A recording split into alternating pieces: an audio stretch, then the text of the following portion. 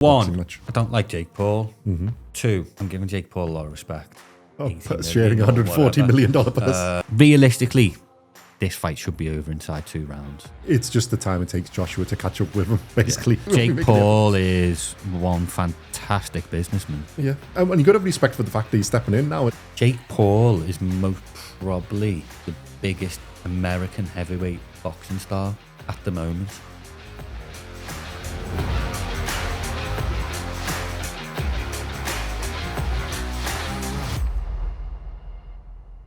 Welcome back to BoxCast. In this episode, we're going to look up the upcoming fight on December the 19th, 2025, taking place at the Kaseya Center in Miami, USA, and being shown on Netflix, between Jake Paul and Anthony Joshua at heavyweight. Start with a tail of the tape. Jake Paul has a record of 12 wins, 1 loss and 0 draws, 13 fights in total, 7 wins by KO. He's age 28. He's 6'1", 185 centimeters, although that's contested. And he's got a 76-inch reach, 193 centimeters. And I think this weight limit, this is heavyweight, but I think they've got a limit of 245 pounds, 111 kilos. For Joshua. For Joshua, yeah. I think Jake Paul is normally around about 220-ish. So I think his heaviest fight has been 227, which is 103 kilos. And he fights out of an orthodox stance. Anthony Joshua has a record of 28 wins, 4 losses, 0 draws, 32 fights in total, 25 wins by KO. He's age 36. He's 6'6", 198 centimeters tall. He's got an 82-inch reach, 208 centimeters. He's got a limit on this of 245 pounds, which is 111 kilos. And he's fighting out of an orthodox stance. Simon, Gervonta pulled out and AJ stepped in. May have something to do with the £140 million prize pot, do you think? Or $140 million prize pot. Right, we weren't going to do the video on Gervonta, but we're doing this, and I think we've got to be clear, just because we want to see Anthony Joshua knock the hell out. Where do we start? But let's review it properly. Go on. Where do we start with this? Dave Allen's basically summary of if he doesn't knock him out in 2 rounds. I'm going to take out everything that everyone's thinking like it's fixed. There's going to be a script. I'm going to treat it as if no, there's nothing. Well, we're treating like it as if it's a real fight. So a real boxing match. I don't like Jake Paul.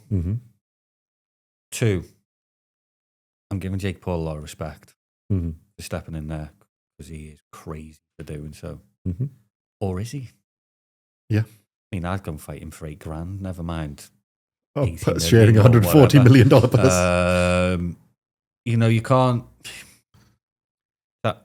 Let's be honest. Our parents always say you dream big, don't you? And he is dreaming big. Just tell you what, if he beats Anthony Joshua, yeah, Jesus Christ. Well, then you have to say that he should be. We get drawn into these things. I remember it happened.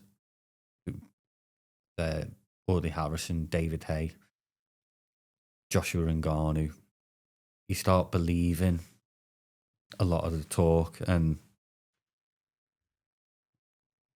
I don't want to start doing that. And you start giving Jake Paul a chance. Realistically, this fight should be over inside 2 rounds. Realistically, it should be over by the time. Yeah. It's just the time it takes Joshua to catch up with him, basically. Yeah.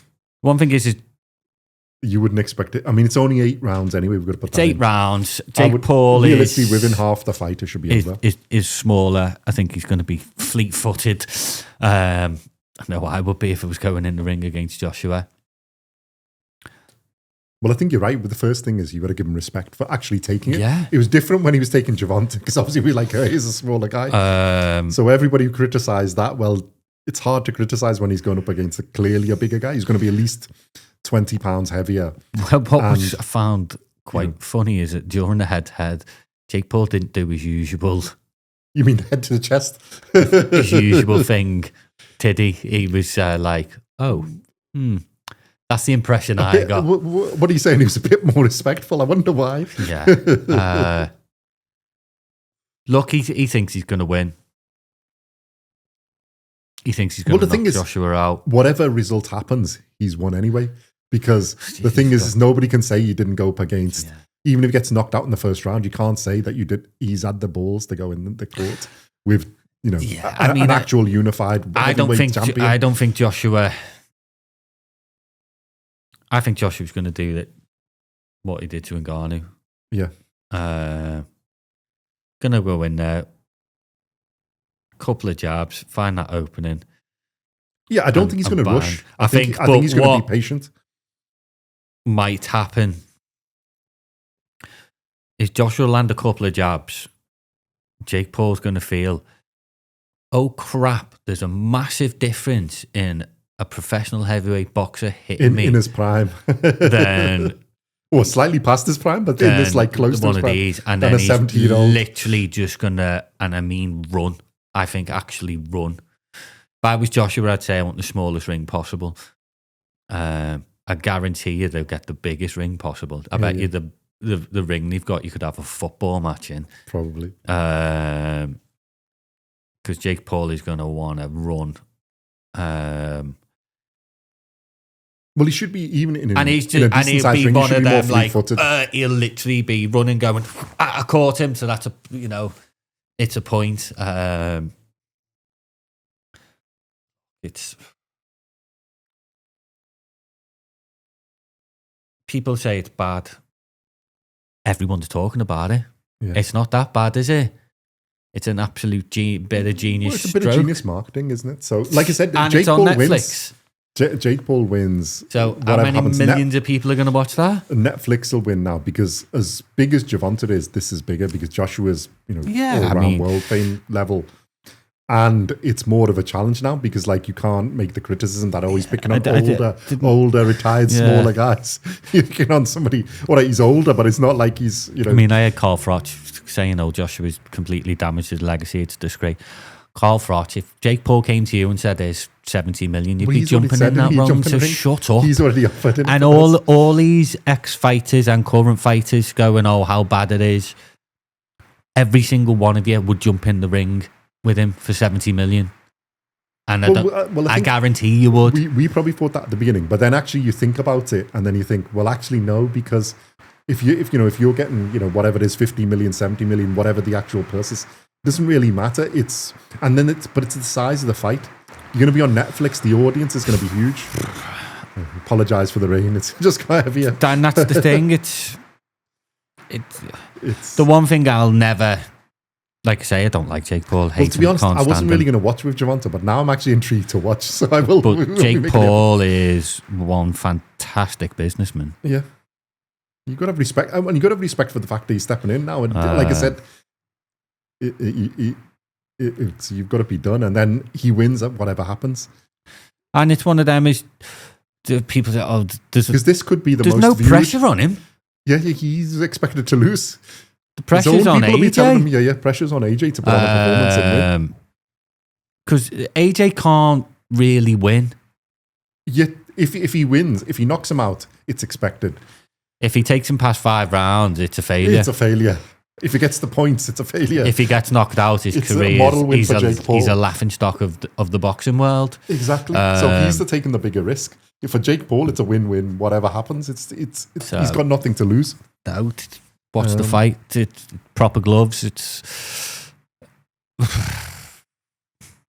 AJ should be knocking him spark out, and then, like you say, moving on to actually getting back to proper fighting.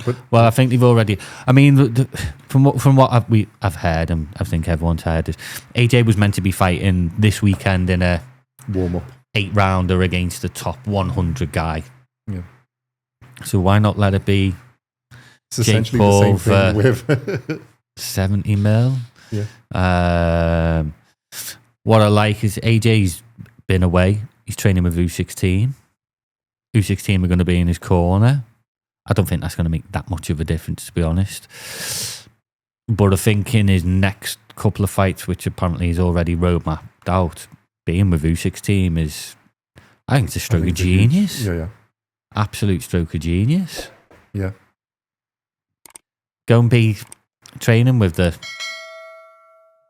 let's be honest, the pound per pound number one in the world, and has been 216 for the is last like 5 years. It's like number one as well, isn't it? One of the best. So he's going to learn a lot. Like I said, I don't think he's going to learn a lot from Jake Paul. I hope he irons him out, like knocks him out cold. Jake Paul thinks he's got like some granite chin and superhuman power. We'll soon find out. Can Jake Paul hurt Joshua? Yeah, most probably. He's a big lad, isn't he? Right, standing next to Joshua, he looks absolutely tiny, but he's going to be heavy, punch. Isn't he? He's going to be more like the weight against Tyson, where he was around about 227 pounds. So he's going to be about 220. So he's not that much smaller. If Joshua's 245, it's not a huge difference. But obviously, there's a huge difference in reach, isn't it? 82 inches to 76 and 5-inch height. Jab, throw physically. That right hand over the top, knock him out, please. Yeah.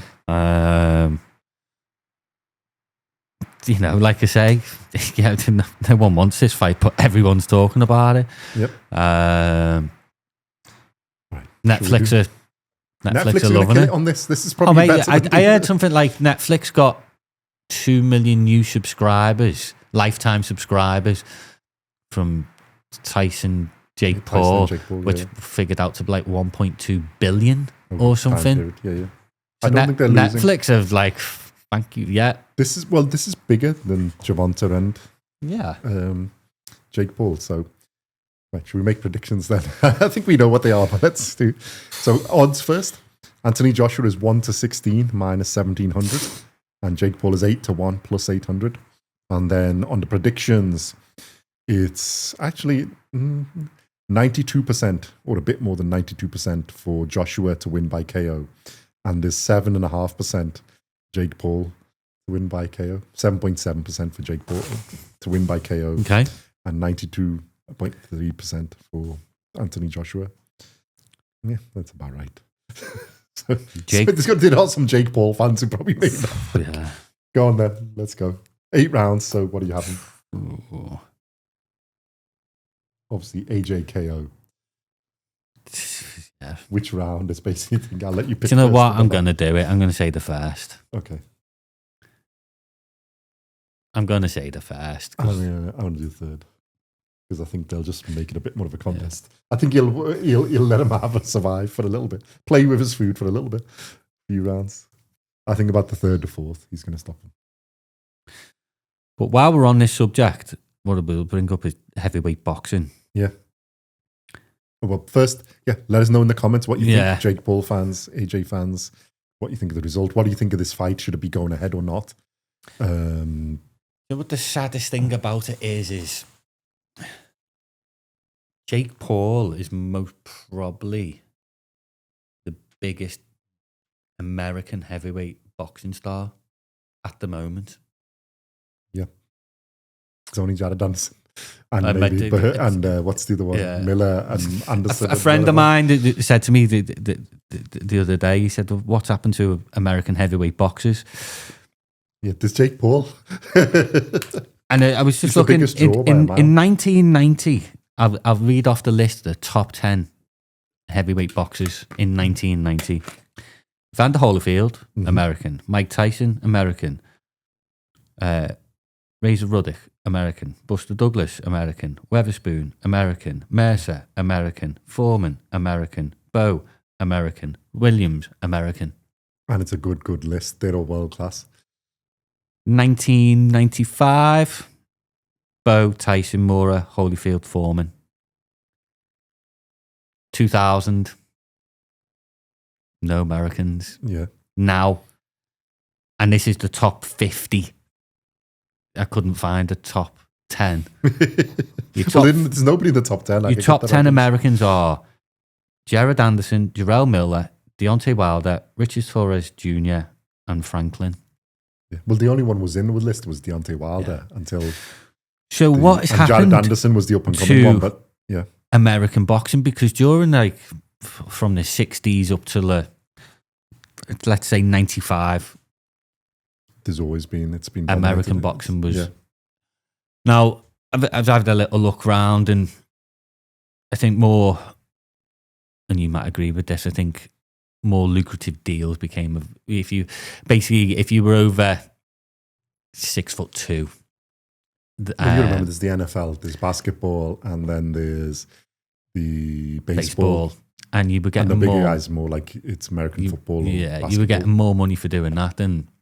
There's far more available, bigger contracts. Yeah. And I think, again, if you look through all these 1990s boxers, half of them are all bankrupt now. Yeah. Because of their promotion. Yeah. Well, I don't think the promoters were taking more money and I think that was another. And also the advice that most big of them thing was promotions back then is. Whereas if you look a lot scary. of the basketball players and the other ones like Michael Jordan, they're billionaires because they've invested and done all the things correctly. You know, you look at Mike Tyson's had to come out of and fight at 60 because, I mean, let's be honest, in the late 80s, early 90s, Mike Tyson was one of the most photographed people on the planet. Yeah. One of the most famous people on planet. Holyfield, 2-weight world champion, undisputed heavyweight champion, George Foreman, all of them, but they haven't got the money anymore. And I think Foreman's done okay when it's grilled. Don't get me wrong. some of them have spent ridiculous amounts of money. They're wasted. But I think a lot of it has been because of the promoters, and I think that has scared a lot of the future heavyweight crop, which will be most probably coming to an end now. They're like your Deontay Wilders in their 30s, because they'd have been, say, my age, early 90s. You had your choice. It was in America. It'd have been boxing, basketball. Well, I think at that baseball. time the boxing was probably making more money. It was huge. But I think it was the promoters making the money. Yeah, but I mean, there was more money in boxing compared to this sports. Now, if you look at the other professional sports, if you're 6 foot plus, 6 foot 4, 6 foot 5, 6, they're all the athletes are in one of those. Yeah. And you're not going to get punched in the face, hopefully. No. And you're going to get 20, 30, 40 million a year. And also I think as well as from a European point of view, I think we had a lot of amateur boxers that stayed amateur. Yeah. That didn't go through the professional ranks. So in like the early 90s, is if you were from Ukraine, Germany, you weren't really a big enough name to go over to the US and challenge for titles. That top 10 list there. Draw. Yeah. You fight amongst yourselves. I think what changed it was the Klitschko's came along, Lennox Lewis, and they just. And then it shifted, didn't it? Because then you've got the Ukrainian school coming through, the German, because obviously the Klitschko's. Yeah, I think a lot of money went into. They've developed it, and then obviously Olympics our side, and the things like British that. side, is built up. And there's because if you look at the list now, there's 4 Brits in the top list. You got a Ukrainian, obviously Usyk was Usyk, so we'll leave him in his own. He's in his own universe. Yeah. Then you've got Fury, Wardley, right? Fury, whether he's retired or not. Fury, Wardley, Dubois, Itoma, and then really AJ. This is 5 already in the list.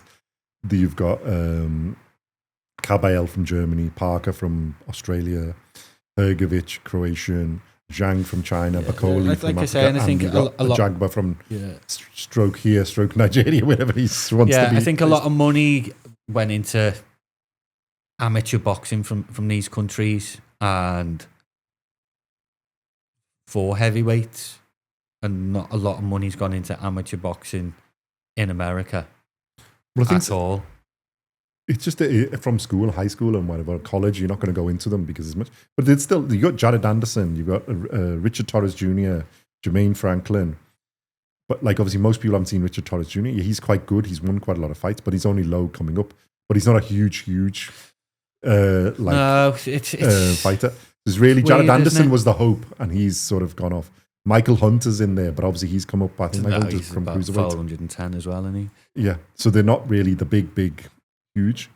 I mean, the real one was what's some man who likes his extracurricular substances. Jarrell Miller. Yeah, and Jermaine Franklin really is more like a gatekeeper.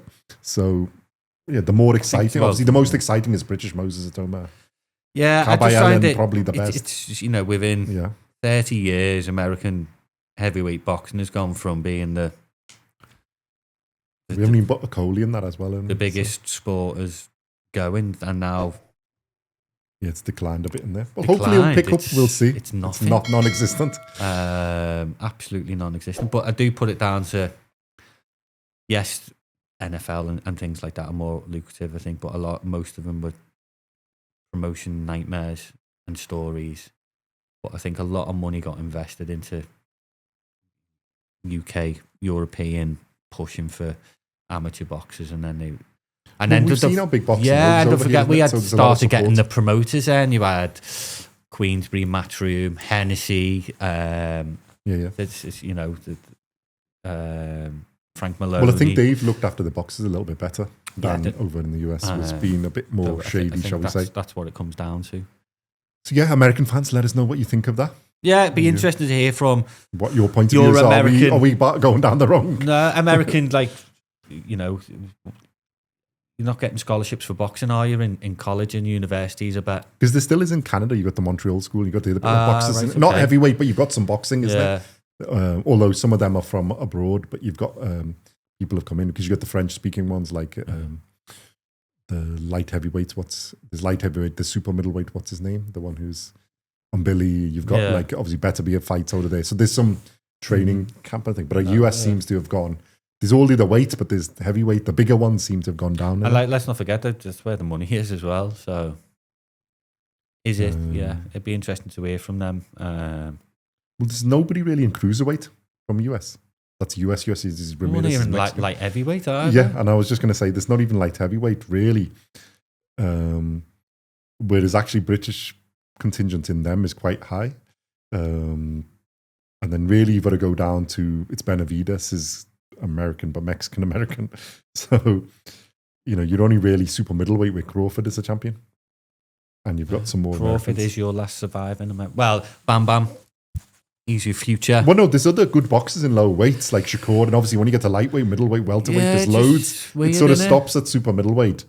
Let me just see if there's an American just big name. Interesting. Yeah. Once you get above super middleweight, there isn't really a huge name. You got Benavides is really the one at light heavyweight, but he's gone up from there, isn't it? Yeah. And if he goes to cruiserweight, I mean, I think it's interesting to see. The thing in the UK is we've always got that next crop of stars to come through, and America hasn't, especially like you say, from middleweight up. Low weight, there's a lot, isn't it? They it's haven't above that size. That crop from behind to come through.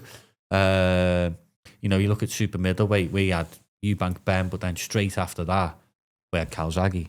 Yeah. Well, I think boxing and now we've got Hamza Shiraz and people like that. All over the place. We've got the young crop that can. Well, no, the American one's good up to there, isn't it? Up to about super middleweight, and then there's only Benavides who's jumped up. Weird. But like, it's all those must be going into other sports. But yeah, it'd be nice to know. It'd be nice to explore that. Yeah. Maybe we could look into more. So let us know in the comments. Yeah, American my fans. Friend Ian, I hope that has answered your question because, like I say, I found it quite an interesting. Well, it is interesting because I knew about heavyweight, but I hadn't actually looked at this. And you scroll down the rankings and you go, wait a minute, up from super middleweight, there isn't anybody. But have a look at the rankings in 1990, 1980. Yeah. And there was loads. Wow, you're like... Well, mid-80s and 90s, it was all just US Americans. Fighters. There was the odd, like, you know, we had our Frank Bruno and a co and people. And then it was only when Lennox Lewis came along and co, isn't it? Unbelievable. So, yeah, let us know your thoughts on that. We've done the outcomes. Let us know your thoughts on the fight. Oh, yeah. Kabayel and Kanabi is coming up, or whatever is Kanabi. Yeah, nice to see Kabayel. Atoma and Franklin. And I think there's some more being made, but they're not on our list yet. Dubois is looking at the winner of that, I think, isn't he? It's going to be interesting what way Frank Warren, to be honest, pushes Fabio Wardley. Yeah. I think Frank Warren's got 3 options for Fabio Wardley. Dubois going for trying to get Wardley, isn't he? Yeah. Frank Warren's got 3 options for him. He could give him Moses Atoma, Dubois, or Joshua. Yeah. So, and if you're Frank Warren, is he going to turn his back on Fabio Wardley and give Moses Atoma the interesting times? Well, Fabio Wardley's a champion now, isn't he? World champion. He's been promoted up because Usyk has abandoned the WBO belt. Yeah, we hadn't mentioned that, had we? Yeah, he's been made world champion. So Fabio Wardley is now the promoted to the full WBO world champion because Usyk's given up the belt. I think we should quickly mention as well And Moses Atoma is the number 1 contender in WBO. Dubois is number 4. Joseph Parker. Wow. I was trying to avoid this thing, but yeah, it's unexpected. Let's be honest. If you're Joseph Parker, you fight Fabio Wardley, which you don't have to take because Usyk didn't want to fight it, and then the winner of it is the upgraded to champion anyway. Yeah, but then you fail a cocaine drug test. Well, he's missed Dubois. Let's point that out. He's supposed to have the fight with Dubois, which probably, well, maybe not on this evidence, but most people thought he was going to win and get through. And then you've got the world, you're fighting for undisputed. Yeah. He's missed that. The opportunity against Wardley, he's unfortunately lost there. And everybody's like, oh, well, he's unlucky. Been caught with some extracurricular substances. We don't know for sure what's going on there. From what I'm hearing. But then now he's missed out on Wardley being upgraded. So it was after the fight the test was taken? I think so. I haven't got full details, but yeah, it was after, and he's saying it's not his, it's just they're going to... There is a story that the actual house that they were staying in was raided for that drug. Mm-hmm. It's apparently, from what I mean, it's only a tiny trace amount. Which you can get on your fingers from notes, blah, blah, blah, blah. I'm not going to back him up. He's got to go through that process, unfortunately. He completely denies it. We'll see what happens. If found guilty, likelihood is it's a 2-year ban, and then he's 35, 36, and basically, isn't it? Pretty sad, really. So, yeah. But, yeah, Fabio Wardley's sitting on cloud 9 now, isn't he? World champion. Imagine that, going from being a recruiting agent or something in about 11, what is he, 11 fights or something? It's a fairy tale story, and it's a good on him. 21 fights he's got. White collar boxer to white collar heavyweight champion of the world. Champion world, yep. Good on him. We like that. So yeah, stories. I was saying, I think Dubois is aiming for their round rather than Joshua rematch, isn't he, to Wardley, I think. Atoma has got Franklin. Yeah, Caballel has got the... It's all coming together now, isn't it? These heavyweights. And then we're going to let's have a Riyadh season heavyweight night again. Yeah. Wow, would we love that? You could make some barnstorming fights. Yeah. So I think he's probably going to hold, to answer your question, I think Otoma's probably going to be held back a little bit. He's got Wardley. He'll probably put Dubois first for that title. And then I think the winner of that, probably, and if Atoma comes through Franklin, I think then they'll push him to one of the titles. Or they might push him for, Usyk, etc. Although I think it's probably the winner of Wardley and co. If it's Dubois again, I think maybe not. But Wardley, if he can get through. I think you got to give Caballel really the shot there, because I think he's the best of the rest. Caballel Wardley should be next. I think Atoma will be, but he needs a bit more experience. Caballel Wardley should be next. Yeah. There we go. And and then Dubois can get back into the mix. He's there. And Atoma, I think, is a few steps away. I think Atoma's best is wait for Usyk to get out the way. And then you could do... And then Joshua, if he sorts out our man Jake Paul, and then has his fight, he's supposed to have... I think his plan's 2 fights next year, yeah. It'd be interesting to see what they've got lined up for February. And then they're trying to get with Tyson Fury, isn't it? Really is the match I think everybody wants to get done. I'm not really interested in that anymore. It's sort of gone, isn't it? Now, Yeah. even I was listening, thinking lost the spark. I was big for it, but I think even I've lost the spark. I'd rather see like AJ Wardley, to be honest. I think that's a much better fight. Well, they made then, isn't it? I think they're going to go after some big fight after the February one. I think they're looking at somewhere about 5-6 months after, isn't it? He's probably looking at 2 fights next year. To be honest, I'm actually looking forward to seeing AJ in the ring against Jake Paul, and getting him back in. It would be quite good. And I'm intrigued to see how is with one season, like with Usyk's camp training, how he adapts, how he comes through. But yeah, I'd like to see that Wardley, AJ, or it's a good fight. Rematch against Dubois or whatever. There's plenty of fights there. It'd be good to see him back. Yeah, let us know your thoughts in the comments. Let us know, American fans, about the American situation, or anybody else, if you know what that is, if you're intrigued by that. I mean, if we can get enough info, we'll make a video on it and we can investigate further. Yeah. You should fly me to America to do investigation. I think of we the should work. fly to America and investigate this situation. Yeah. We can fly around all the gyms in Madison Square Garden in Los Angeles and go. I like that. Yeah, it's a good plan, that Simon. I like it. Anybody willing to sponsor us to go through? Yeah, any house we would be more than happy to investigate this situation. We'll treat you to dinner every night. Yeah. So let us know your thoughts. Let us know about the heavyweight division, what you think, and what you think of this Jake Paul. Is Jake Paul the biggest American heavyweight boxer at this moment in time? That is a statement. Simon, I think, is a good call. So on that note, I don't think we can do better than that. We shall leave it. So we shall thank you very much for watching and listening. Like, subscribe, comment, all the usual stuff. It helps the channel out, and we can make more of these videos. And hopefully, if we ever get to the right place, we could do this American investigation. And we shall see you in the next one. Thank you very much for watching and listening.